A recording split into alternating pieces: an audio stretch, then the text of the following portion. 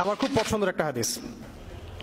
আল্লাহর কাছে দোয়া করি আল্লাহ পাক যেন আমাকে এবং আপনাদের সবাইকে হাদিসটার উপর আমল করার তৌফিক দান করেন এবং এই হাদিসটা প্রচার করার তৌফিক দান করেন। সহিহ মুসলিমের 9 নম্বর হাদিস আর মিশকাতুল মাসাবিহ যে বইটা আছে এই বইটার 2 নম্বর হাদিস। হাদিসটার নাম হচ্ছে হাদিসে জিবরিল। হাদিসে জিবরিল বা জিব্রাইল যেটা আপনারা বলেন।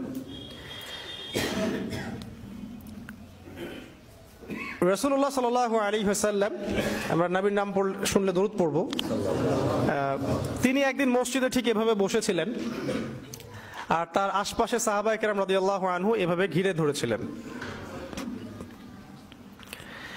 এমত অবস্থায় মসজিদে একজন ব্যক্তি প্রবেশ করলেন। আমি অল্প করে বলছি, শর্ট করে বলছি, অনেক লম্বা হাদিসটা। এমত অবস্থায় একজন ব্যক্তি মসজিদে প্রবেশ করলেন। প্রবেশ করে একদম নবী সাল্লাল্লাহু আলাইহি ওয়াসাল্লামের হাঁটুর সাথে হাঁটু লাগিয়ে দিয়ে বসলেন। তাহলে কিভাবে বসলেন? তাশাহুদ আত্তাহিয়াতুর সময় আমরা যেমন করে বসি ঠিক এইভাবে বসলেন, নবী সাল্লাল্লাহু আলাইহি ওয়াসাল্লামের হাঁটুর সাথে হাঁটু লাগিয়ে দিয়ে, এবং নিজের 2 হাত আল্লাহ রাসূলের 2 উরুর উপরে রাখলেন। টিচার আর ওস্তাদের বসার আদবটা বুঝতে পারছেন?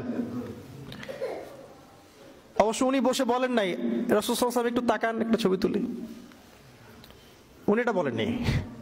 উনি বসলেন। আপনি গেলে কি করতেন? হুজুর একটু তাকান, আপনার ফোন নাম্বারটা একটু দেন হুজুর। এবার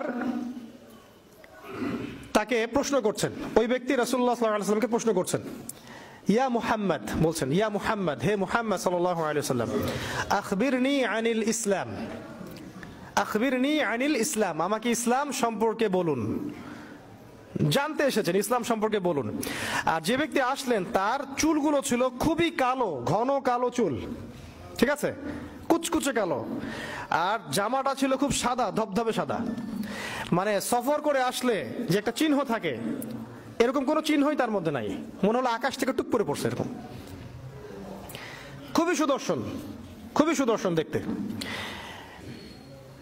নবী সাল্লাল্লাহু আলাইহি ওয়াসাল্লাম বলছেন, উত্তর দিচ্ছেন যে আল ইসলাম, ইসলাম হচ্ছে, ইসলাম ধর্মটা হচ্ছে ইসলাম ধর্মটা হচ্ছে আন তাশহাদা আল্লা ইলাহা ইল্লাল্লাহ ওয়া আন্না মুহাম্মাদান আবদুহু ওয়া রাসূলুহু।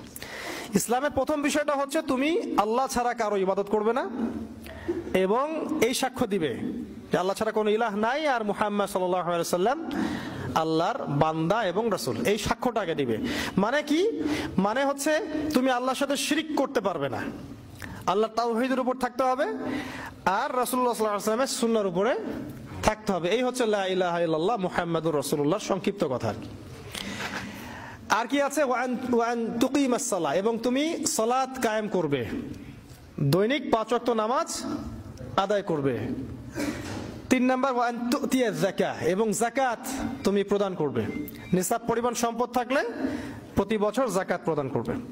ওয়া তাসুম রমাদান, এবং রমাদান মাসে তুমি রোজা রাখবে, সাওম পালন করবে।